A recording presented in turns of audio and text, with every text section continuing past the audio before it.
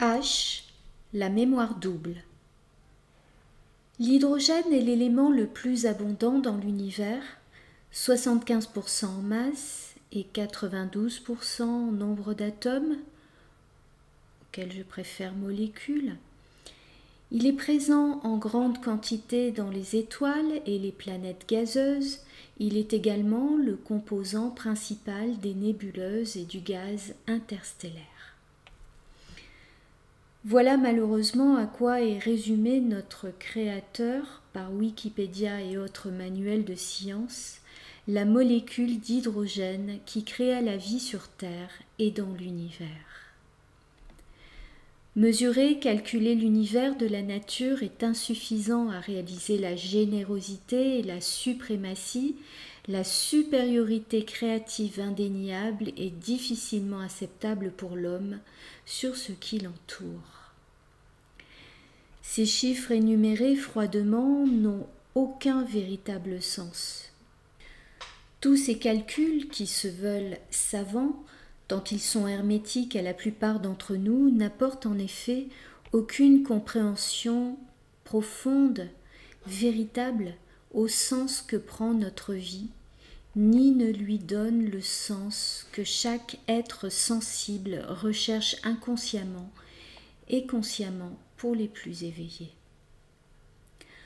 Tant que l'homme regardera la nature en continuant à ignorer son cœur, celui de la nature ainsi que le sien, il ne pourra découvrir d'où il vient et par conséquent vers où il doit se diriger pour son bien le plus fondamental.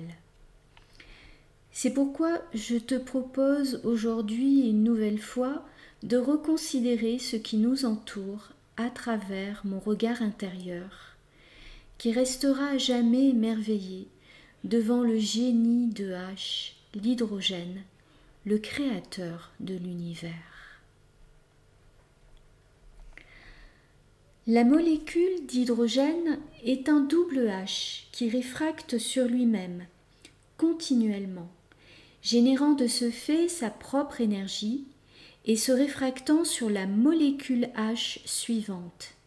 C'est ainsi que la vitesse et la température de la lumière sont nées dans l'univers, et à travers les flux d'énergie qui définissent les lois physiques dans le dit vide, par la réfraction qui engendre le déferlement d'énergie.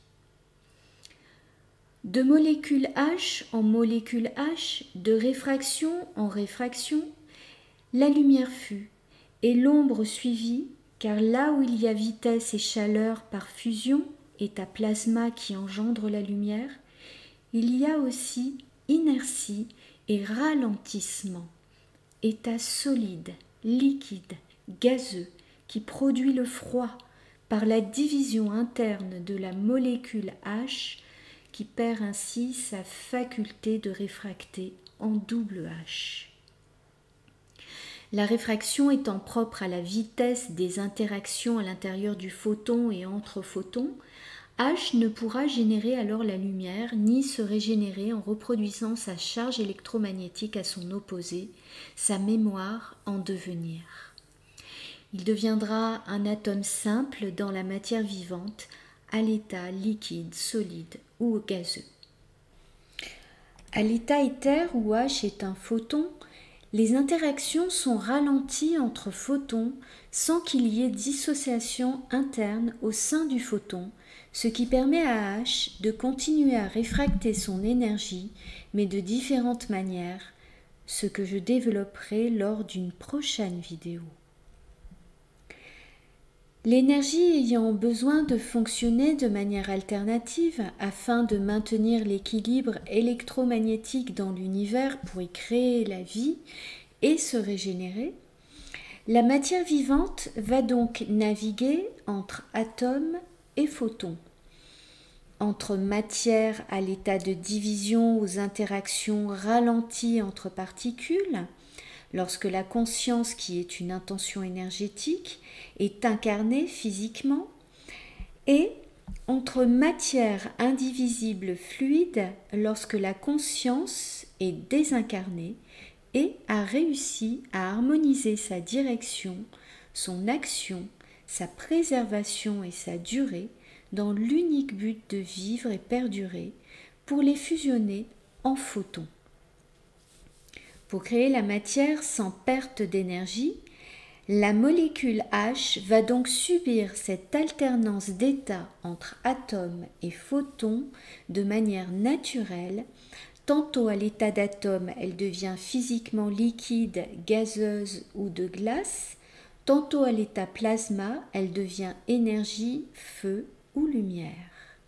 Entre ces deux états alternatifs, l'état éther fait la transition. Mais si la molécule H ne perd pas en énergie en alternant son état, elle est tout de même hypersensible aux fluctuations générées par cette alternance chez les autres molécules H avec lesquelles elle se connecte par réfraction, ce qui va pouvoir la déséquilibrer. C'est ce déséquilibre qui va provoquer justement cette alternance chez H. De manière réciproque, sa propre alternance viendra alors déséquilibrer également d'autres mémoires H en voie de stabilisation énergétique vers l'état photonique. H est en continuelle évolution ou régression tant que toutes les molécules H dans l'univers de la matière vivante n'auront pas réussi à harmoniser leur intention en une seule et dans le même temps. La création ayant apparu en décalage dans l'univers, la vie en engendrant une autre, seul le temps et la qualité de conscience de chacune de ces vies pourront aider à trouver ce point d'équilibre unique qui annulera une fois pour toutes ce mécanisme d'alternance cyclique dans la matière, ainsi que la matière elle-même pour devenir uniquement énergie. C'est ce que vise l'univers pour vivre enfin sa véritable extension. Sur le plan terrestre, les êtres vivants sont constitués de 70 à 95% d'eau, d'H2O. À l'état de matière en division, puisque constitué d'atomes, l'homme a cette capacité de dégager néanmoins de l'énergie en arrivant à équilibrer l'intention que nourrit sa conscience. Ainsi, si sa conscience se dirige dans la même direction que celle de l'énergie vitale H qui est en lui, l'élément hydrogène qui est en lui, si sa conscience opère de la même manière qu'H en créant la vie, sait se préserver sans pour autant détruire son semblable tel que H sait réfracter sa mémoire sans la perdre et travaille donc à sa durabilité par l'effet de déferlement, l'homme réussira alors à reformer en lui l'unité énergétique d'un photon. En utilisant donc ses ressources internes, l'homme respectera sa vraie nature et pourra ainsi la développer pour évoluer comme toute espèce sur Terre dans le respect de ses mémoires logées dans son ADN, H étant la mémoire qui réfracte sa mémoire pour un devenir lumière. Ainsi, une fois désincarné, l'homme, déjà à l'état de photon, ne subira plus les fluctuations énergétiques des autres molécules H en pleine alternance, ne vivra donc plus de souffrances inutiles liées à son incarnation dans la matière. Au plus les consciences à l'état photonique seront nombreuses, au plus l'univers brillera dans une conscience infiniment harmonieuse et heureuse pour une extension commune.